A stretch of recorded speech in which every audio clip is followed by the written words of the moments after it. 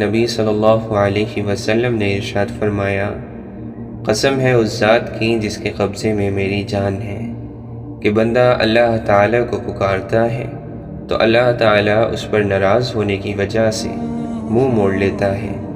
وہ پھر پکارتا ہے، اللہ پھر منہ موڑ لیتا ہے۔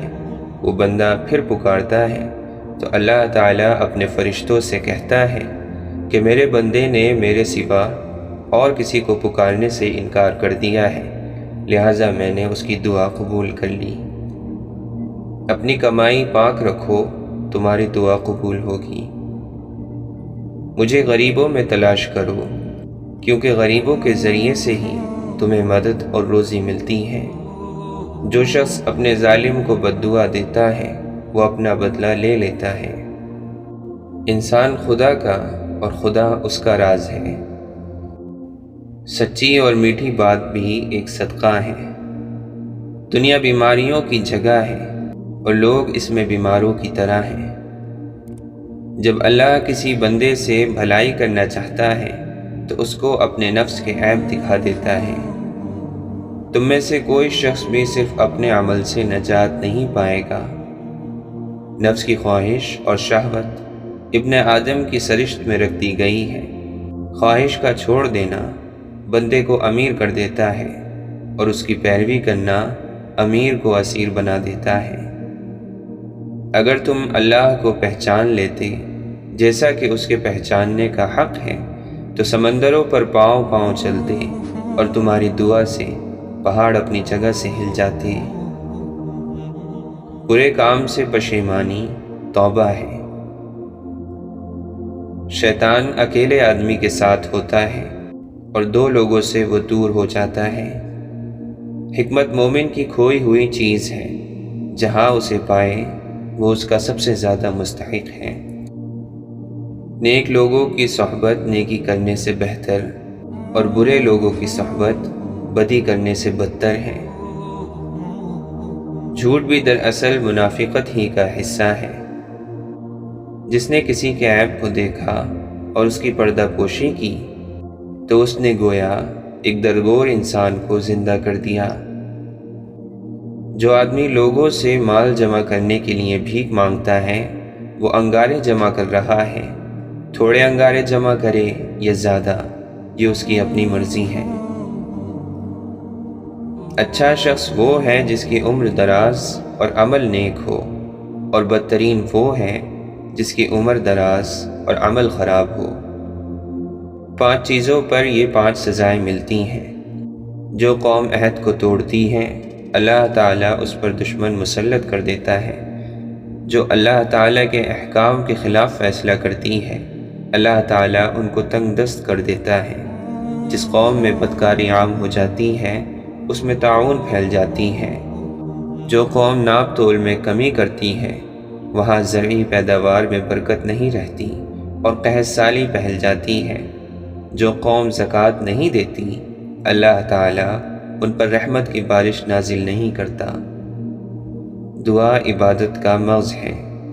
جو شخص نرمی کی صفت سے محروم کر دیا گیا وہ سارے خیر سے محروم کیا گیا۔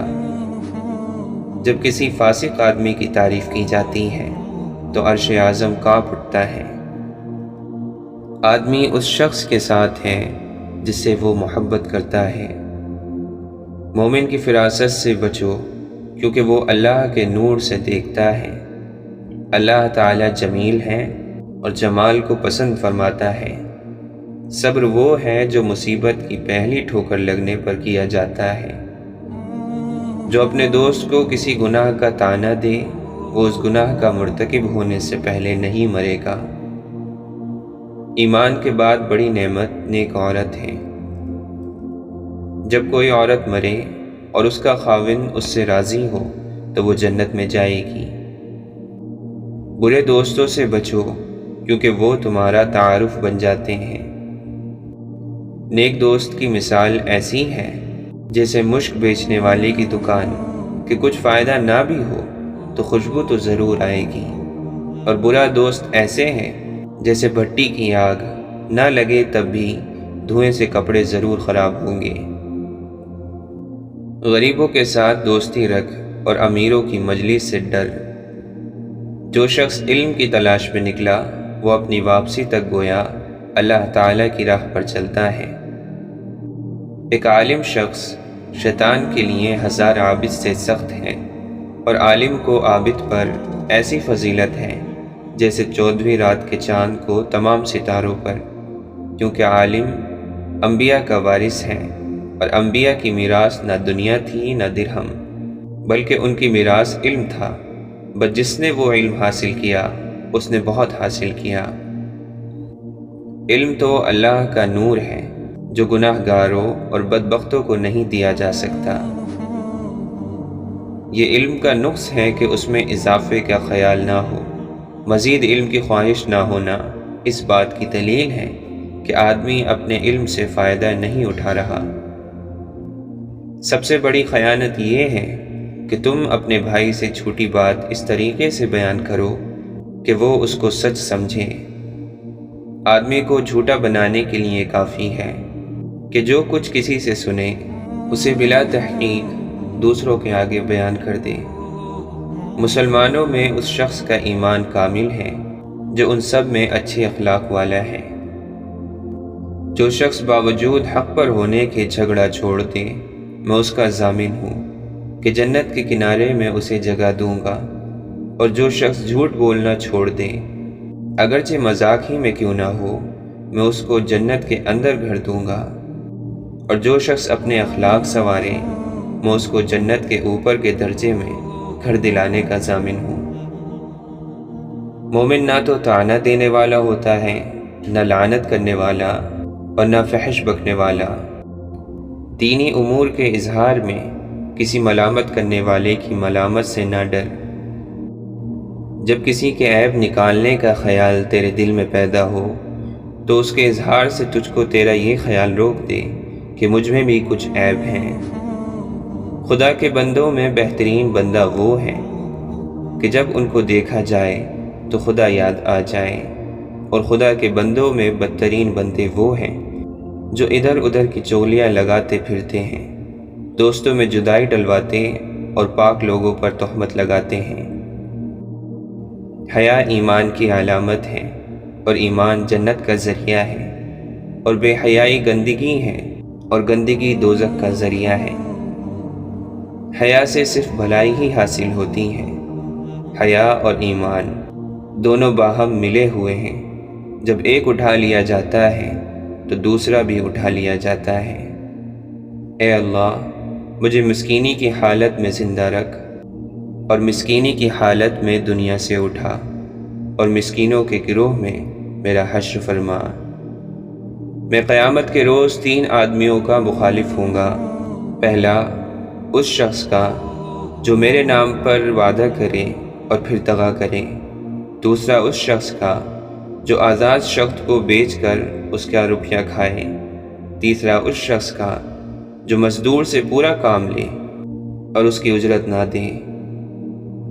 بڑے بڑے گناہوں میں سے ایک بڑا گناہ یہ بھی ہے کہ کوئی شخص اپنے ماں باپ کو گالی دے۔ لوگوں نے عرض کیا، یا رسول اللہ، یہ کیسے ہو سکتا ہے کہ کوئی شخص اپنے ماں باپ کو گالی دے؟ حضور صلی اللہ علیہ وسلم نے فرمایا، ہاں، یہ اس طرح ممکن ہے کہ دوسروں کے باپ کو کوئی گالی دے اور وہ جواب میں اس کے باپ کو گالی دے۔ جو شخص یہ چاہتا ہے کہ اس کی روزی میں کشادگی ہو اور اس کی عمر میں زیادتی ہو تو اسے چاہیے کہ وہ رشتہ داروں کے ساتھ نیک سلوک کرے۔ کسی شخص کو دین میں بصیرت زیادہ نہیں ہوتی سوائے اس کے کہ اس کے اعمال میں اعتدال اور میانہ روی آ جائے۔ جو شخص خیانت کرنے والے کی پردہ پوشی کرے وہ بھی اسی کی طرح ہے۔ جس شخص نے شہرت کے خیال سے کوئی کپڑا پہنا، قیامت کے دن اللہ تعالیٰ اس کو ذلت اور رسوائی کا لباس پہنائے گا۔ اپنے مہمان کے ساتھ دروازے تک جانا لازم ہے۔ تم دوسروں کی رائے کی تقلید نہ کرو۔ تم کہتے ہو اگر لوگ ہم سے احسان کریں گے تو ہم بھی ان سے احسان کریں گے، اور ہم پر ظلم کریں گے تو ہم بھی ان پر ظلم کریں گے۔ یہ ٹھیک نہیں، بلکہ اپنے دلوں کو برقرار رکھو۔ اگر لوگ تم پر احسان کریں تو تم بھی احسان کرو، اور اگر برائی کریں تو تم ظلم نہ کرو۔ تم میں بہتر وہ ہے جو دنیا کے لیے اپنے دین کو نہ چھوڑے اور نہ دنیا کو آخرت کی وجہ سے، اور لوگوں پر بار نہ ہو، اپنے خرچے کا بوجھ دوسروں پر نہ ڈالیں۔ بدگمانی سے بچو کہ بدگمانی بڑی جھوٹ بات ہے، اور کسی کی بات چھپ کر نہ سنا کرو، اور کسی کے عیب کی جستجو نہ کیا کرو۔ مسلمانوں کے راستے سے تکلیف اور ٹھوکر کی چیز ہٹا دیا کرو۔ کسی شخص کے لیے جائز نہیں کہ اپنے مسلمان بھائی سے ناراض ہو کر 3 رات سے زیادہ ترک ملاقات کریں۔ جب وہ دونوں ملیں تو ایک دوسرے سے منہ پھیر لیں۔ ان میں سے اچھا وہ ہے جو سلام کرنے میں سبقت کرے۔ تم میں سے ہر شخص اپنے بھائی کے لیے آئینہ ہے، سو اگر اس میں کوئی بری بات دکھائی دے تو اسے دور کر دینی چاہیے۔ مسلمانوں کی آپسی محبت اور شفقت کی مثال ایک جسم کی سی ہے کہ جب جسم کا کوئی حصہ تکلیف میں ہوتا ہے تو سارا جسم بخار اور بے خوابی میں مبتلا ہو جاتا ہے۔